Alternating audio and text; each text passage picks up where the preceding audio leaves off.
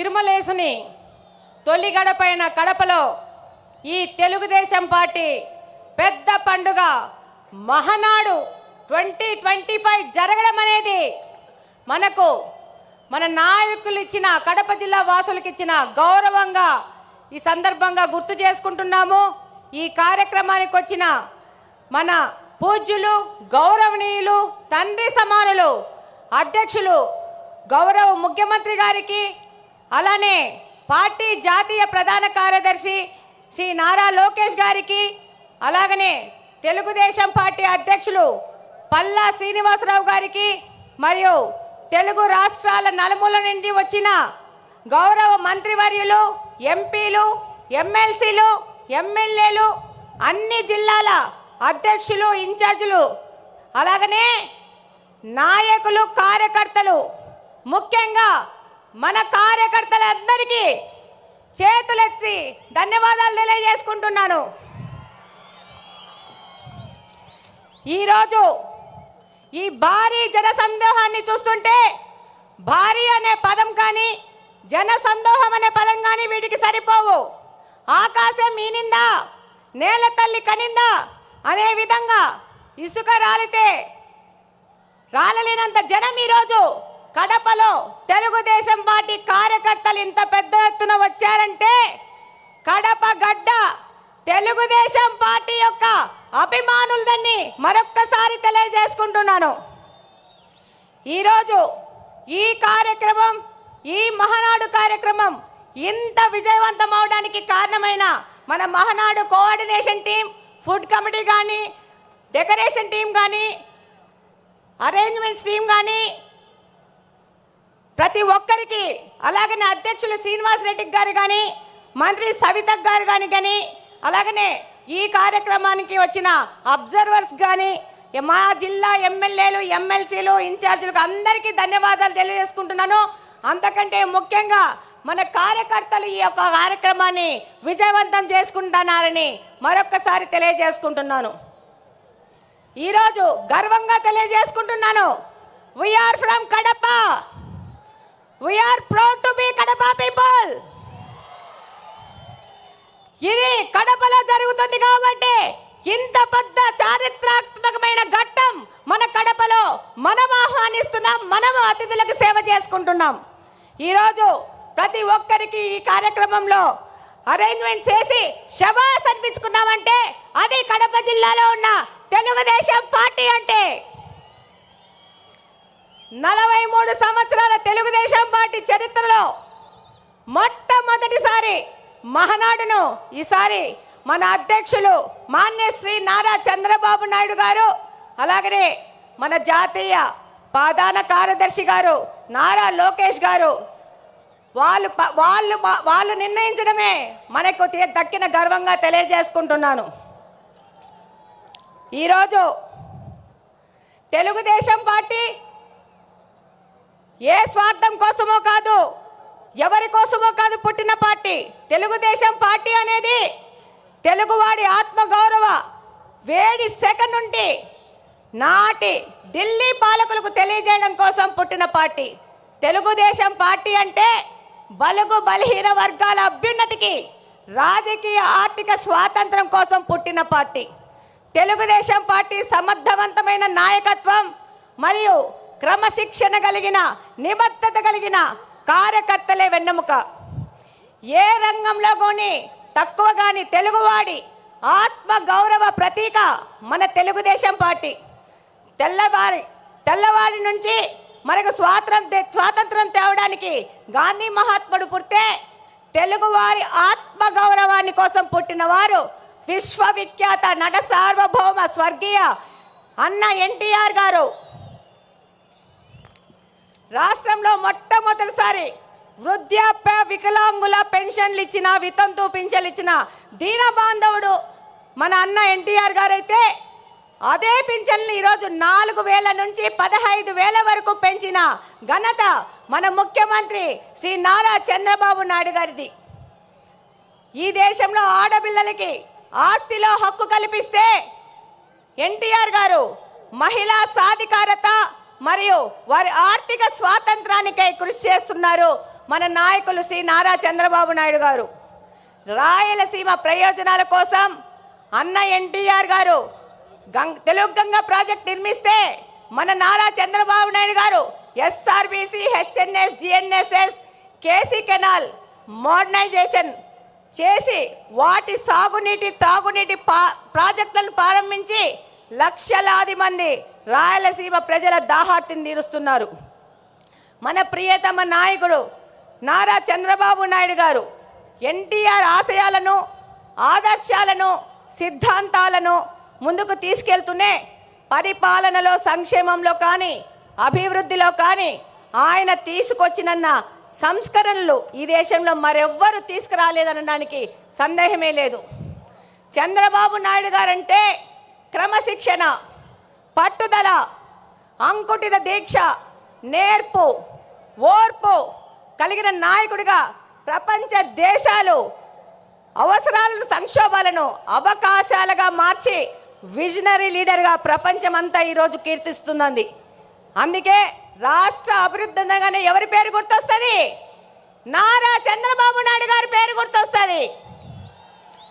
మనకి నదులు, వాటిపైన కట్టలు, ఆనకట్టలు కనబడితే మన నాయకుడికి నదుల అనుసంధానం గుర్తుకొస్తుంది. దాని కార్యరూపమే పట్టిసీమ ఎత్తిపోతల పథకం.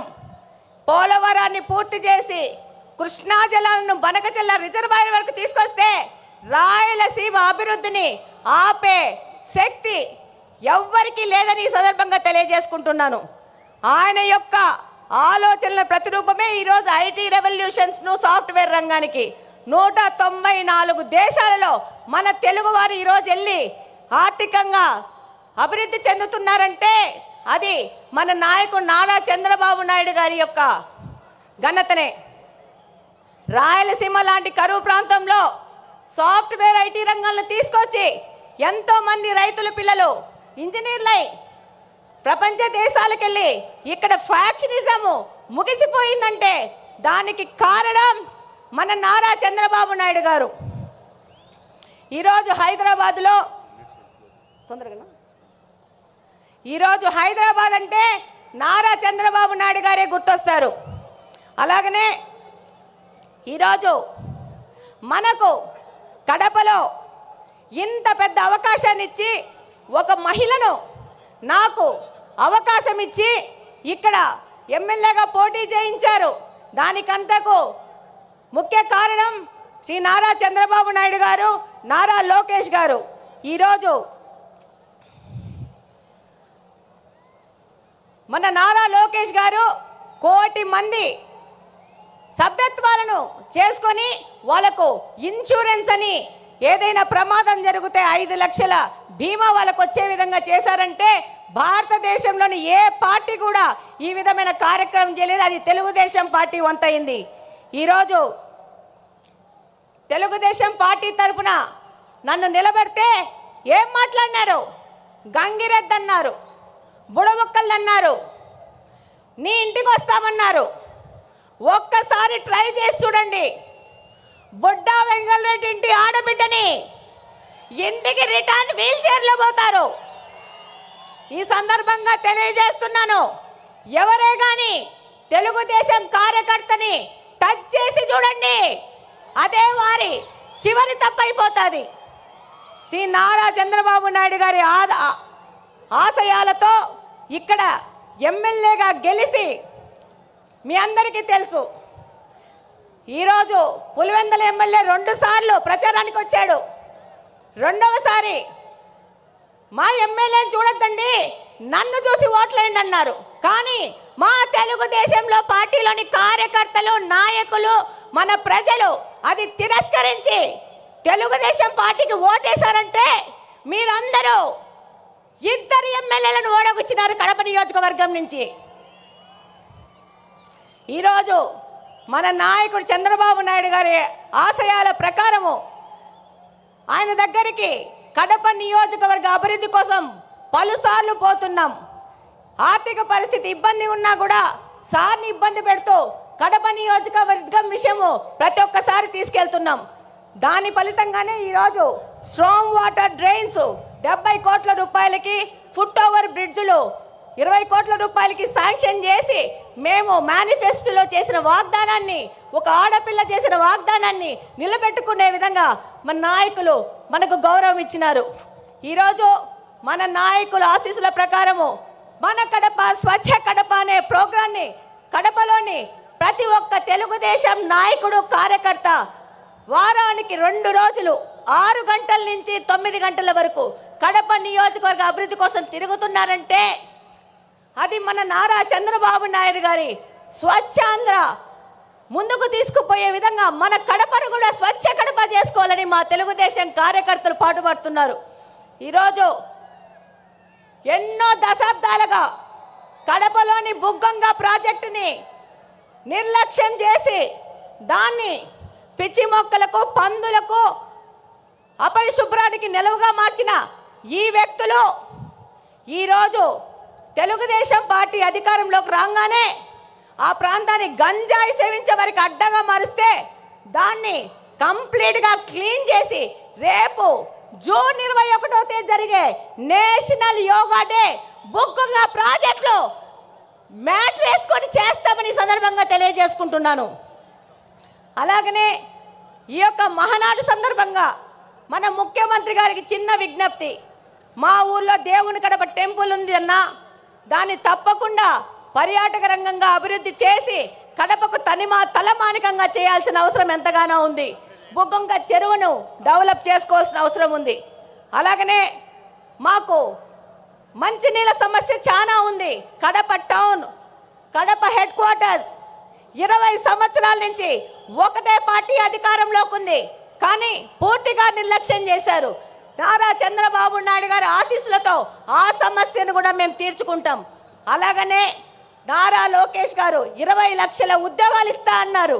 అందులో భాగంగా కడప హెడ్ క్వార్టర్స్లో మెగా జాబ్ వేళ ఏర్పాటు చేసి 2500 మందికి స్థానికంగా బహుళజాతి కంపెనీల్లో ఉద్యోగాలు ఇప్పించినాం.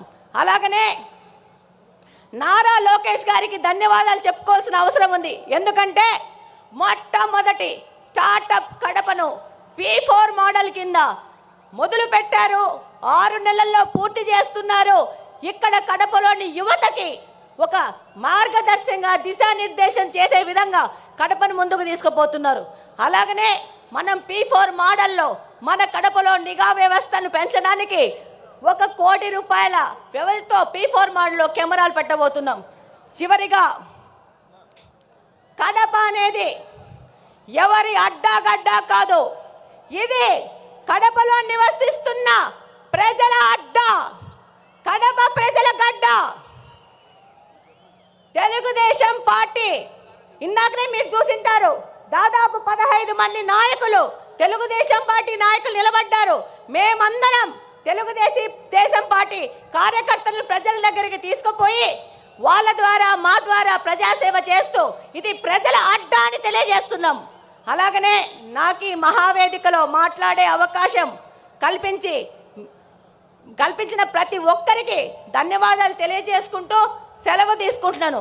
జై హింద్, జై తెలుగుదేశం.